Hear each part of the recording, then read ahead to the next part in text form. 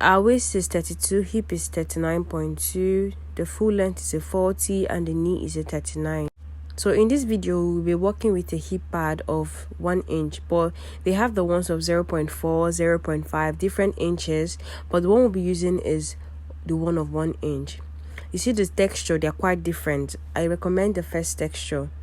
So we'll multiply the 1 times 4, which will give us 4. 1 times 4 is a 4. Then adding it to 39.2, which is the hip, we're going to get 43.2.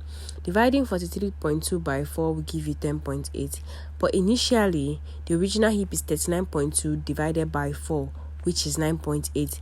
So the outer fabric is going to contain this 10.8. It's going to have this 10.8, while the lining itself will have 9.8. The reason is because the space in between the lining and the material is supposed to accommodate the foam. That is why whatever inch your foam is, you're going to multiply it by 4 and then add it to your hip. That is a standard, yes.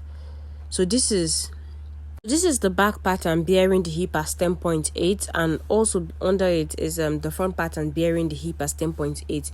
If you're someone who works with pattern, you can cut like 4 different patterns. That's front and back bearing 9.8 as the hip, another front and back bearing the hip as 10.8, or you can straight up cut the lining with 10.8 for the lining with 9.8 as the hip, and then 10.8 for the main material. But you still have to use a pattern to create the hip part, so you have to create a pattern bearing 10.8 as the hip. Now I'm taking out the allowance from the pattern that has 10.8 as its hip. We'll be using half length of 16.5. Initially, it has a half length of 16. Why? Is because you do hip point minus 8 inches. Hip point is from your shoulder to your hip. That is 24.5 for me. Minus 8 will give me 16.5. Why I did a minus 8 is because my hip dip is not low. It's actually just appropriate. That is closer to my actual waist. So you can do your hip point minus 8.5, your hip point minus 9, depending on how deep your hip is.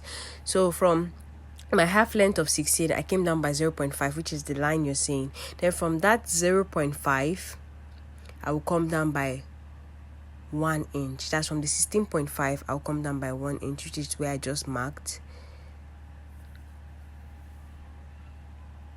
From the hip line, you can come down by 10 inches, or you can go up from the knee point by 4.43 inches, depending on you. It's same thing. From the hip line to that point is a 10. From the knee to the point is 4.43. Then from the hip space, you come out 4 inches.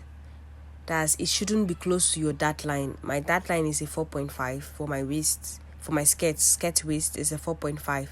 So if you check it, it's not close to my dart, so it's safe. It's safe. So now you make a curve to the different points.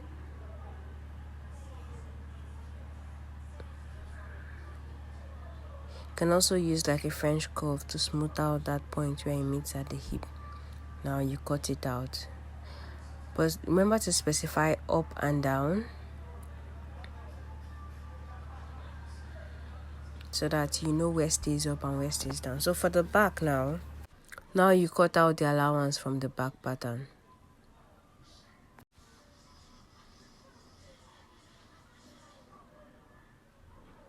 I made a mistake here, so you have to listen carefully. I came down by 10 inches, then went up by 3 inches. At the 3 inches, I came out by 3 inches. Make a straight line so you can know where the 3 inches mark is. Then I came out by 1 inch after the zip allowance.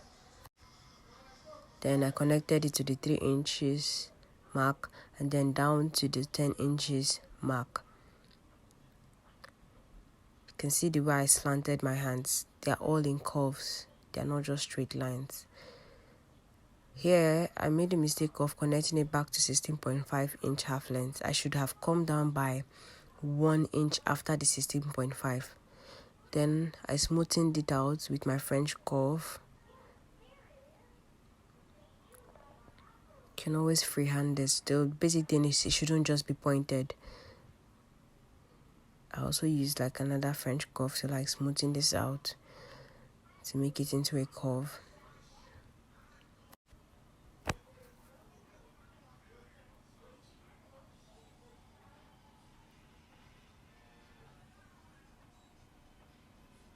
So now you can see where I'm making my correction, where I came down by 1 inch and then I recurved, sorry. Now I'm cutting it out. Remember to specify the up and the down. Now I'll place it on the foam, pin it round, then cut it out. You have to cut out 2 of each of this pattern. So 1 for the left, 1 for the right. 1 for the left, 1 for the right. That's for the front, the back, 2 of each. As you can see, I cut the first one. Now I'm on the second one.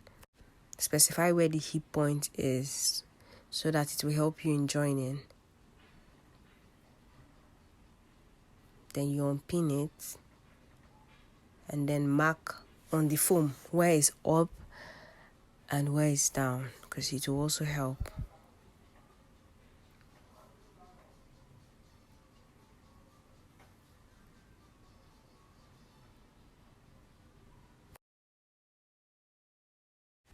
Do same for the front part.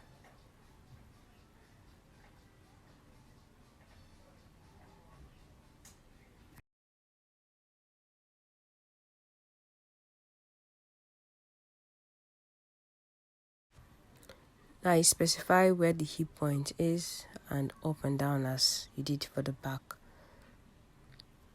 So it comes to the joining part, you have to tie your thread into a knot,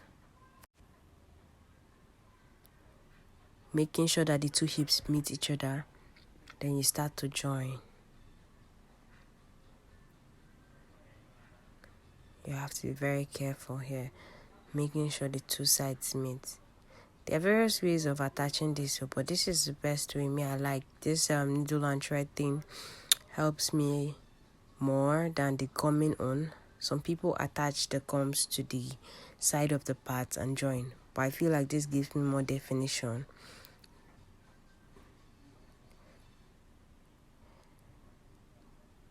So gently work with the tips to make sure that they both meet each other at the top.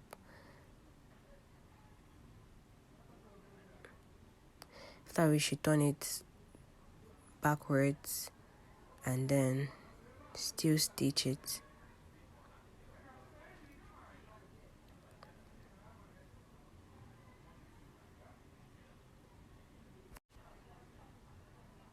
See, the hip on this other back is already meeting each other because they met at the other end, so definitely they'll meet at this back.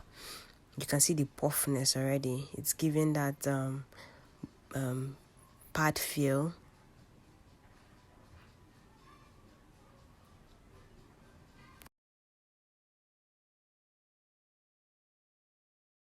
Make sure you tie it off properly.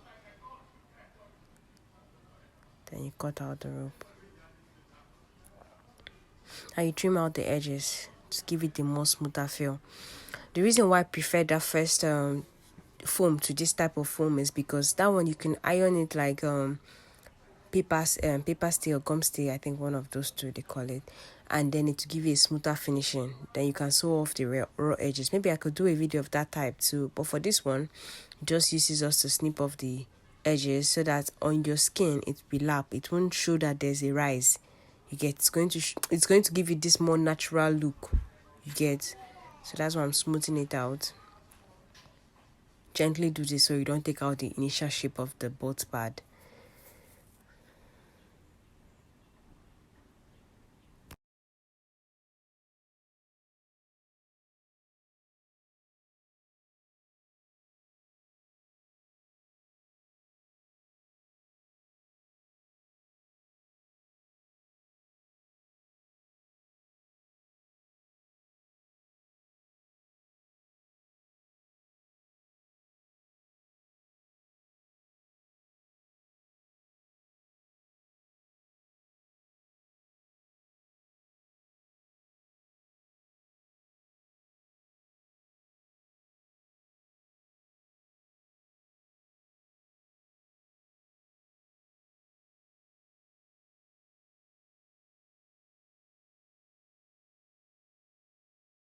Now you attach it to the dress at 17.5, that's 16.5 plus 1 inch. You can attach it using needle and thread by tacking it on the lining, or you can use a glue to attach it in the side seams, like on the side seams of the lining using glue. Yet you can sew it down with your machine on the lining, not on the fabric itself.